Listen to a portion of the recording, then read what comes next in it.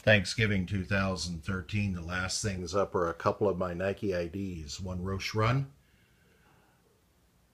and 4 Air Force Ones, all with the Pendleton cloth. I'm a big fan of Pendleton. I've seen it many times with Vans and others.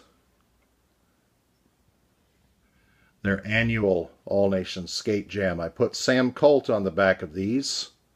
We're always limited in how many letters we can use.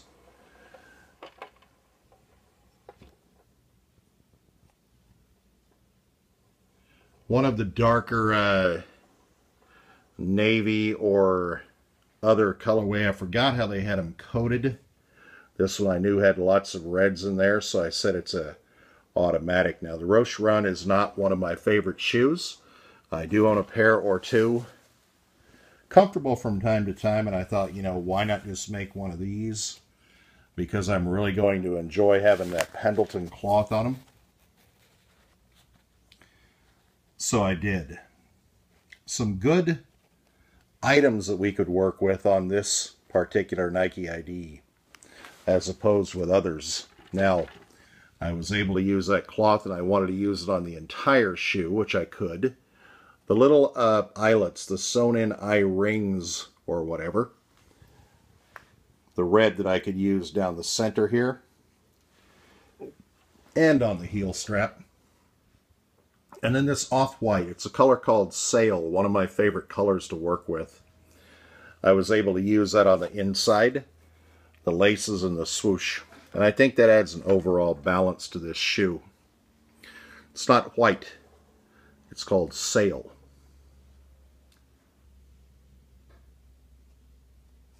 And overall, I really like the way that these turned out. I went with a size 13. I always size up on my maxes and that type of thing.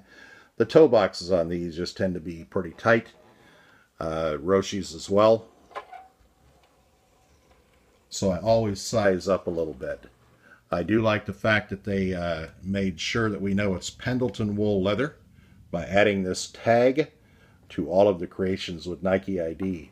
I'm sure that was one of the things with Nike ID that they had to negotiate. Everybody wants to get their brand out there and say what's what. And a lot of the bigger corporations are not willing to share in their marketing and such overall these days. So, life goes on. In this case, we all profit because look at the bright colors and how they came out. Look at what we were able to use by getting these two giants together, as opposed to not, just due to possibly not wanting to work together. A good shoe overall, in my opinion, and I'm very happy to own it. As always, you can find me here, samcolt12@gmail.com, for questions and answers, YouTube, Twitter, Instagram, all kinds of things. And I continue to sell my shoes for my collection at goodshoes.com. As I downsize over time. I know I'm not going to be able to wear every single one of them these days, so I'm comfortable with that. And I am finding a way to move quite a few. I appreciate everybody who has bought from goodshoes.com and from my eBay auctions, and who also helps me to spread the word to their friends and family that there are good shoes available. Postage charges are what they are. It costs a lot to ship overseas. Sorry about that. Most of my shoes right now, when you see the price on goodshoes.com, that does include shipping within the USA. Overseas, sometimes it can cost more. I had one to Italy. I messed up here. A fellow asked me how much to ship. I told him $35, $40. It turns out it was $82 to get them there.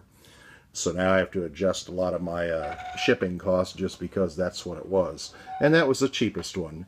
UPS wanted $175, something to do with the length of the box, and all it was an Air Force One. Air Force One high. So, as shipping overseas becomes a lot more detrimental, it makes it a lot harder to add to our collections. I understand that. I pay the prices myself when I buy my overseas European release shoes. And it's just part of deciding if I want the shoe bad enough or not. If I want it bad enough, the charges are what they are, and that's what I'm going to go with. These here, Nike IDs, are reasonable. They're still a little bit large if you ask me overall. But when you can come out with a shoe like this, that is exactly what you wanted, designed by you, how do you go wrong? the Pendleton Wool option for this month, November 2013, on the Roshe Run.